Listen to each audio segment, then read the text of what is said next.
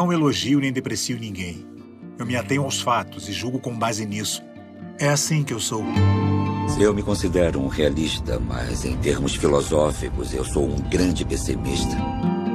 Eu sou alguém sem o conceito de propósito de vida, ou coisa que vale a pena fazer. Nós somos objetos que agem sob a ilusão de termos um ser, mas na verdade, ninguém é ninguém. Só quero ganhar uma quantidade razoável de dinheiro até os 30 ou 40 anos. Todos nós temos o que eu chamo de cilada da vida. E aproveitar o resto da minha vida sem propósito no interior, que é mais barato. Essa certeza interior de que as coisas serão diferentes. Quando você pensa de forma lógica, é bizarro. Como é que é? Desculpa. Quando a gente fala dos feiticeiros de Jujutsu, todos lutam por algo, por um porquê. Porém é aí que entra a Nanami. Ele tá sempre olhando pro relógio o tempo inteiro, como se ele quisesse ir embora, como se salvar o mundo fosse mais um trabalho de escritório comum. Mas o Nanami nem sempre foi assim. Em algum ponto, o mundo dele ficou completamente cinza, depois que ele perdeu alguém importante pra ele, alguém que transbordava otimismo e inocência.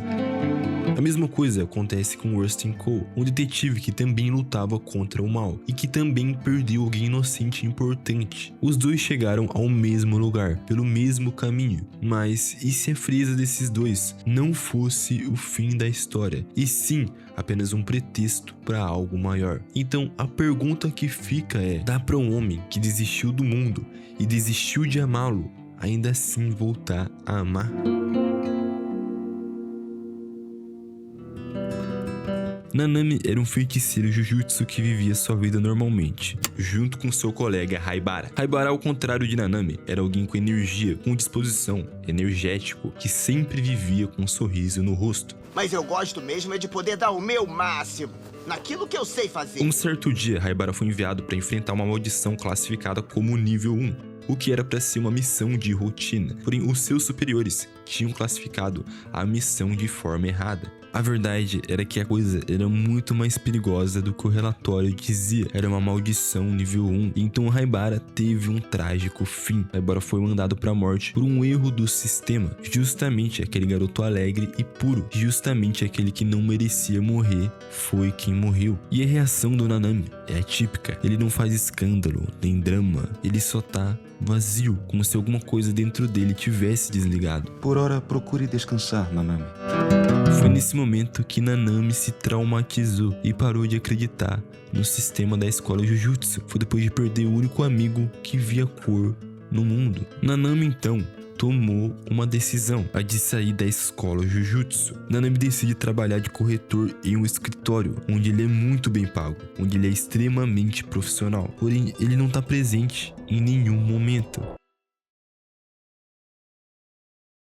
Maldições e outras pessoas não me importam desde que eu tenha dinheiro.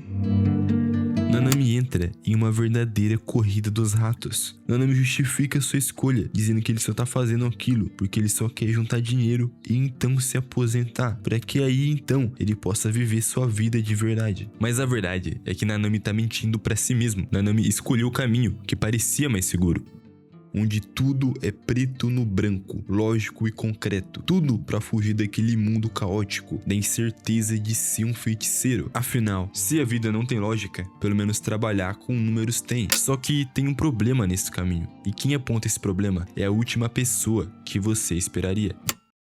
Nietzsche, o filósofo que todo mundo acha que era o cara mais depressivo e niilista da história. Pois é, foi exatamente ele que disse que esse caminho era uma armadilha. Para Nietzsche, razão demais leva ao niilismo, a crença de que nada faz sentido, porque o ser humano não é só lógica. Tem um lado dele que o cérebro racional não alcança, um lado que vai além da compreensão humana. E quando você tenta arrancar esse lado, o que sobra é o vazio. Porém, a razão em si não é o problema é quando você usa ela para justificar uma ferida, quando a lógica deixa de servir para entender o mundo e passa a servir para fugir dele. E aí entra o Rustin Cole, um personagem que vai além do niilismo. Como ele mesmo diz, ele é um pessimista.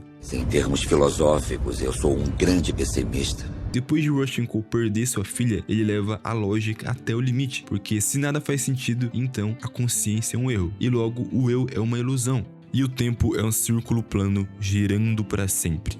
You'll do this again. Time is a flat circle. Essa é a mesma ideia do eterno retorno de Nietzsche. A ideia do eterno retorno consiste em uma realidade que você teria que viver a sua exata mesma vida. Cada dia, cada perda, cada conquista, cada arrependimento, tudo de novo e de novo, infinitas vezes, para sempre, sem mudar uma única coisa. Para Rustin Cole, essa ideia seria uma condenação, justamente porque ele vive a morte de sua filha dia após dia. Ele tá dentro de um abismo. Viver a mesma coisa é o pior dos mundos para Rustin Cole.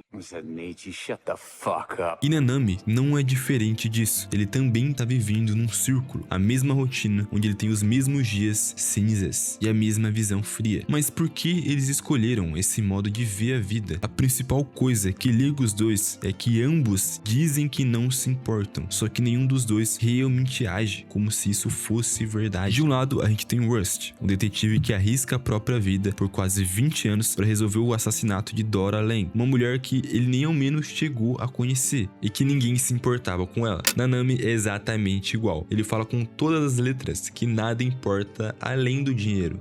Porém, foi justamente quando ele perdeu seu amigo que ele desistiu da escola Jujutsu. Então, os dois constroem um falso modo de ver a vida. Porém, em uma simples padaria que o excesso de racionalismo começa a se quebrar. Nanami vai à padaria comprar um sanduíche e então a atendente da padaria puxa assunto com Nanami. Você gosta desse sanduíche, né? Você sempre compra esse. Nanami diz que não vende mais o sanduíche que ele gosta perto de sua casa. E a atendente segue dizendo que os sanduíches deles com certeza são melhores. Mas Nanami responde de forma grossa, dizendo que ali é uma padaria, então isso é meio óbvio. Mas mesmo assim, a atendente segue sendo 100% educada com Nanami. Então Nanami vai embora da padaria. Posteriormente, é nos revelado que tinha uma pequena maldição no ombro da atendente. Algo que apenas Nanami poderia ver. Porém, a conclusão que Nanami chega é surpreendente. Nanami conclui que seria melhor não ajudar a atendente, porque na concepção dele, isso poderia incomodá-la. Seria pior tentar resolver e ela pensar que eu sou um médium esquisito. Ou seja, o Nanami faz um cálculo irreal da situação e ele conclui que ajudar nesse caso não compensaria. Nanami se convence de que ajudar alguém poderia ser algo mal visto.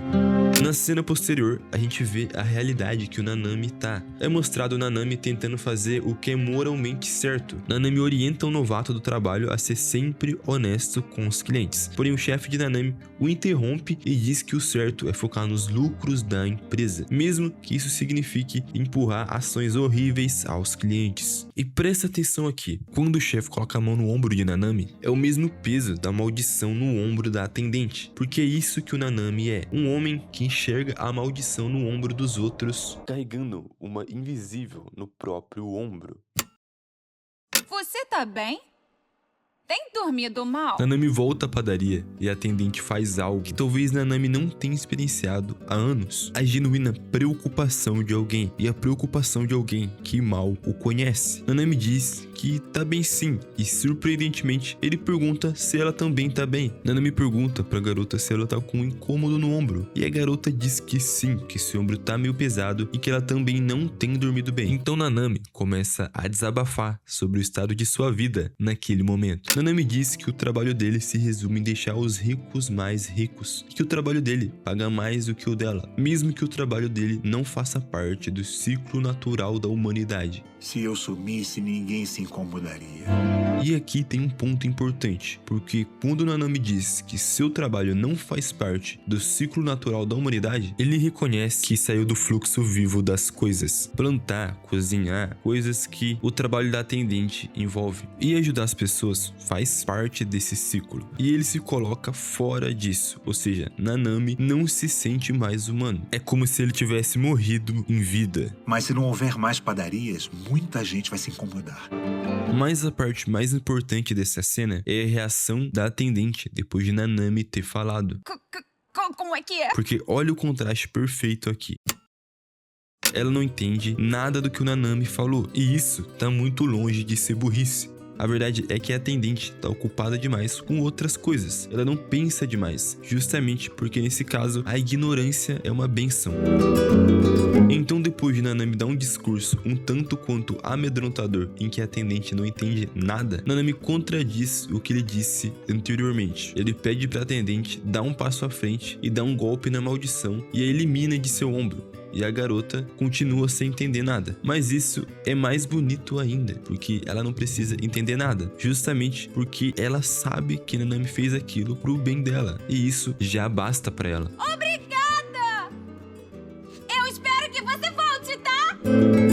Então a pureza, a delicadeza da atendente é o suficiente para que Nanami desenvolva um pouco do lado dele em que ele estava tentando fugir, um lado que ele deixou dormir por muito tempo, o lado da compaixão, esse lado mais puro que não tem como a gente explicar com palavras. Então, depois de ter ajudado a atendente, o Nanami sai ali da padaria e liga para Gojo dizendo que vai voltar para a escola Jujutsu. Sempre achei que fosse uma pessoa sem o conceito de propósito na vida. Mas mesmo assim, nem tudo são flores. Mesmo depois de voltar para a escola Jujutsu, tinha mais coisas que Nanami precisava aprender. Anos depois, Nanami tá prestes a morrer. E nos seus últimos segundos de vida, Nanami começa a delirar. Se imagina em uma praia na Malásia, o que seria o descanso que ele tanto adiou por toda a sua vida. Esse é um dos poucos momentos que a gente vê ele em paz. É ali prestes a morrer que Nanami faz a pergunta que ele carregou durante toda a sua vida. Será que eu fiz a escolha certa? Será que eu errei em largar o conforto da vida de corretor para viver essa vida dura, incerta? Tem um monte de livros que comprei e nem encostei. Vou ler página por página. Recuperar todo esse tempo que eu perdi até hoje.